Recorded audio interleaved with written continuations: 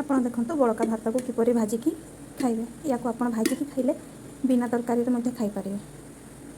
ମୁଁ ୟାକୁ ଟମାଟୋ କିଛି ପିଆଜ ମସଲା ଦେଇକି ୟାକୁ ଭାଜି ନେବି। ଏବେ ଦେଖନ୍ତୁ ଭାତକୁ ମୁଁ ଭାଜିବା ପାଇଁ କିଛି ଟମାଟୋ କାଟି ନେଇଛି ଆଉ କିଛି ପିଆଜ କାଟି ନେଇଛି। ଆଉ ଏଥିରେ ମୁଁ ଏବେ କଢ଼େଇକୁ ଗରମ କରିବା ପାଇଁ ଛାଡ଼ି ଦେଇଛି। ୟାକୁ ଏବେ ମୁଁ ଲୋ ଫ୍ଲେମ୍ରେ ଗରମ କରିବି। ଏବେ ଦେଖନ୍ତୁ କଢ଼େଇ ଗରମ ହେଇଯାଇଛି, ସେଥିରେ ମୁଁ କିଛି ଅଳ୍ପ ତେଲ ଦେଇଦେଉଛି। ୟାକୁ ଗରମ ହେବା ପାଇଁ ଛାଡ଼ିବି।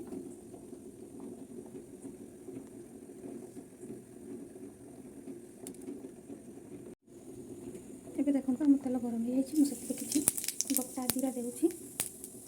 ଆଉ ସେଥିରେ ଯେଉଁ ମୁଁ କାଟିଥିବା ପିଆଜ ଆଉ ଟମାଟୋ, ଏବେ ମୁଁ କିଛି ପିଆଜ ଦେଇଦେଉଛି ଏଥିରେ। ଏବେ ମୁଁ ଟିକେ ଭାଜିଦେବି ଟିକେ ଗୋଲ୍ଡେନ୍ କଲର୍ ହେବା ପର୍ଯ୍ୟନ୍ତ।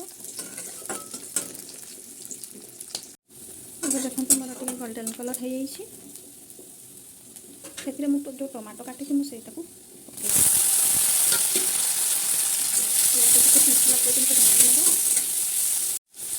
ୟାକୁ ଏବେ 1 ମିନିଟ୍ ପାଇଁ ସିଝିବା ପାଇଁ ଛାଡ଼ିଦେବା।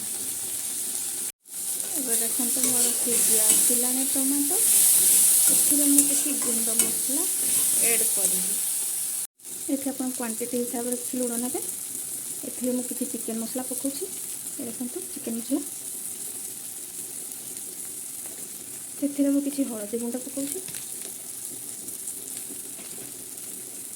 ଏଇଟା ଆପଣଙ୍କର ଖଡ଼ଗପୁର ମସଲା। ଏଇଥିରେ ଦେଖନ୍ତୁ ସବୁ ଗରମ ମସଲାର ଜିନିଷ ଏଥିରେ ସବୁ ପେଷ୍ଟ ହେଇକି ରହିଛି। ଏଇଟା ଆପଣ ତରକାରୀ ପରେ ବି ପକାଇ ପାରିବେ କି ମସଲା ଯଦି ପକାଇ ପାରିବେ। ଏଇଟାକୁ ମୁଁ କିଛି ଆଡ଼୍ କରିଦେଉଛି। ୟାକୁ ଏବେ ମୁଁ ଭଲ ଭାବରେ ମିଶାଇଦେବି। ୟାକୁ ଟିକେ ଭାଜିବା ପାଇଁ ଛାଡ଼ିଦେବି।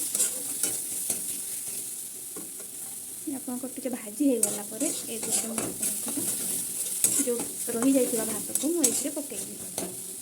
ଦେଖନ୍ତୁ ଏଇଟା ଆପଣଙ୍କର ଏବେ ରେଡ଼ି ହେଇଯାଇଛି। ମୁଁ ତା ଦେହରେ ଏବେ ରହିଯାଇଥିବା ଭାତକୁ ମୁଁ ପକାଇ ଦେଉଛି। ଏଇ ଭାତ ଆପଣଙ୍କର ରହିଯାଇଥିବାରୁ ମୁଁ ୟାକୁ ପକାଉଛି ଏବେ।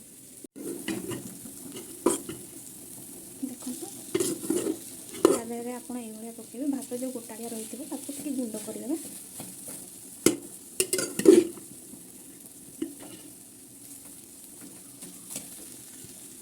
ଆପଣ ଏବେ ୟାକୁ ଭାଜିଦେବେ। ଏଇଟା ଦେଖନ୍ତୁ ଆପଣଙ୍କର ଭାଜି ହେଇ ଆସୁଛି। ୟାକୁ ଆପଣ 5 ମିନିଟ୍ ରୁ 10 ମିନିଟ୍ ଭିତରେ ୟାକୁ ଆପଣ ଭାଜି ନେବେ। ଏଇଟା ଦେଖନ୍ତୁ ଆପଣଙ୍କର ଏବେ ଭାଜି ହେଇ ଆସିଲାଣି। ଏଇଟା ଦେଖନ୍ତୁ ଆପଣଙ୍କର ଏବେ ଭାଜି ହେଇଯାଇଛି। ମୁଁ ୟାକୁ ଏବେ